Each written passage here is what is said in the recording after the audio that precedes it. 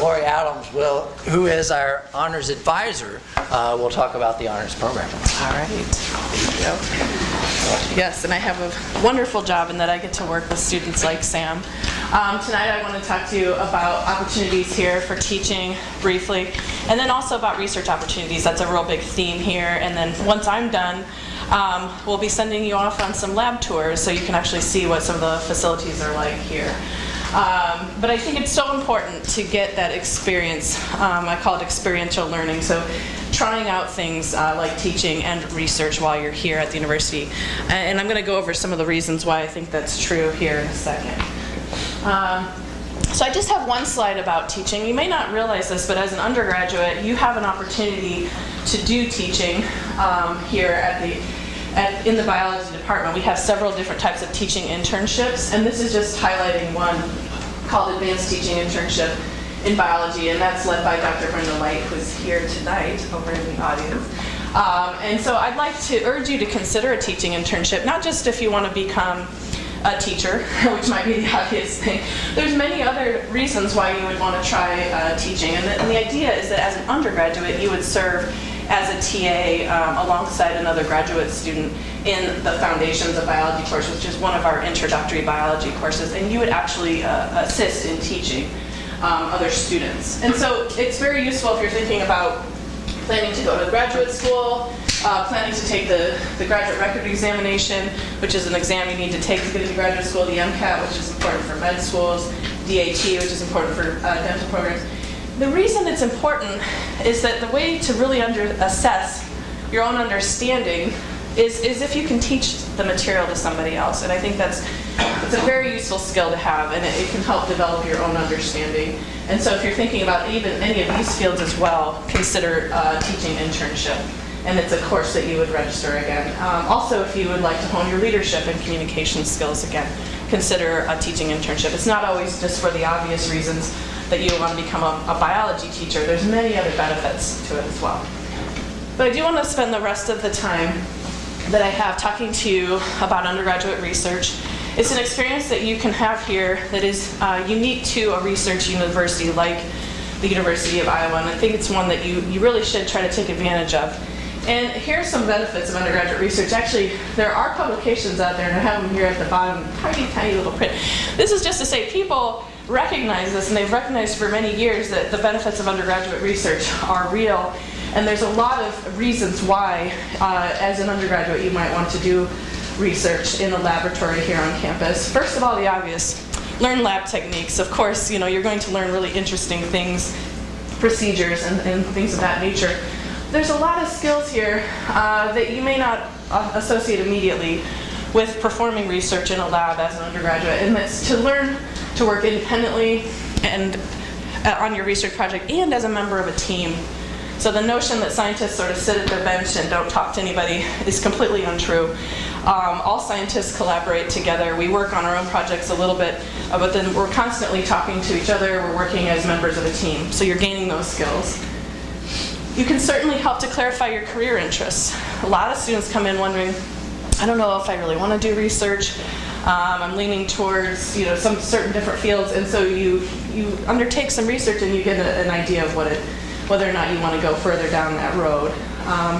These two here, understanding how knowledge is constructed. So in your classes, you're reading textbooks and you're looking at information that's already been gathered. I think Sam really highlighted this well in his talk. When you're doing your own independent research, you're discovering something that nobody knows the answer to. And that's a challenge. Here's increased tolerance for obstacles. Many students will tell you it's completely common and normal that you're going to reach a lot of obstacles when you're studying the unknown. Nobody knows the answer.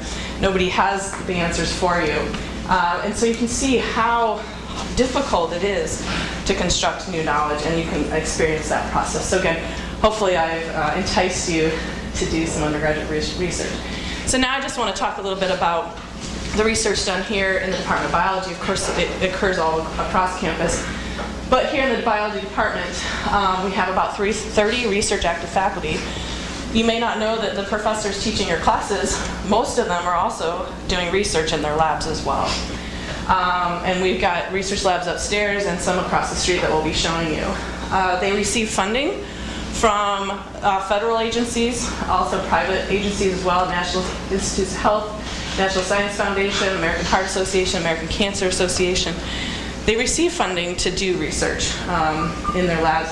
And I do want to clarify, the biology laboratories focus on basic research versus what clinical research, which really occurs, what we say is across the river in the medical labs. So the research that you're going to be, the labs you're going to be looking at are very focused on very basic research. We're not doing patient-oriented research or any sort of clinical trials. But we are studying, in some cases, diseases. We're using animal models to study human diseases. So they do have application, but we do very basic research here in the department. So what do they study? Well, they study, coincidentally, or maybe not coincidentally, it's the same kind of tracks that we have here as a part of our undergraduate major. We have people studying genetics, neurobiology, evolution, and cell and developmental biology. And then, of course, you can see how these fields, they merge together to form these subdisciplines as well. And so we have faculty in our department. They're focused in each of these different areas and asking questions in each of those. And they're using a variety of organisms, from somebody working in snails, frogs, mice. We have some plant researchers. We have a zebrafish lab, worm lab, yeast, flies, protists, things like that, microorganisms as well. So biology is a broad subject, and the faculty in our department research a broad variety of questions. So then coming to how do we find research opportunities? It's not easy to do. It's a challenge, and I will say you have to do a lot of legwork to get started. One of the first places people will look for, they'll ask me, can I get paid to do this? Do they put out ads? Sometimes they do, and here's a website, it's called JobNet. I will say most of the ads on that are for people looking for somebody to wash dishes in their lab or to autoclave solutions, make solutions. That's how I got started in undergraduate research, and then it led eventually to doing my own research. But you're going to be paid to do, I'd say, pretty menial tasks, but you're getting paid a wage, and you're also getting to be in the lab environment. Those are the kind of jobs that are advertised on JobNet. And oftentimes they're not advertised, and it might be a friend that tells you, oh, the lab manager is looking for somebody in the lab, and so you don't always find those positions for pay. If you want to do research, which is, I'm going to distinguish that from making solutions and autoclaving pipette tips and those kinds of things, which are important to keep a lab functioning, but if you want to do independent research and do a project, usually your best bet is to do it for academic credit. And there's various course options, Introduction to Research or Honors Investigation, where you can sign up for 1 to 3 credit hours, and you would perform research in a faculty member's lab, up to about 15 hours per week for 3 semester hours for academic credit. And I would say that's probably the most common mechanism that students are getting their research experiences, by doing it for academic credit. I am the Biology Honors Program advisor, and this program that I run, it really centers around doing research for academic credit, involves doing research over 2 semesters or more. Many students do this for several years. You write a proposal, a thesis, give a seminar, and you would take an honors seminar course as well. It's a 2 credit hour topics-based course. It's a pretty extensive program.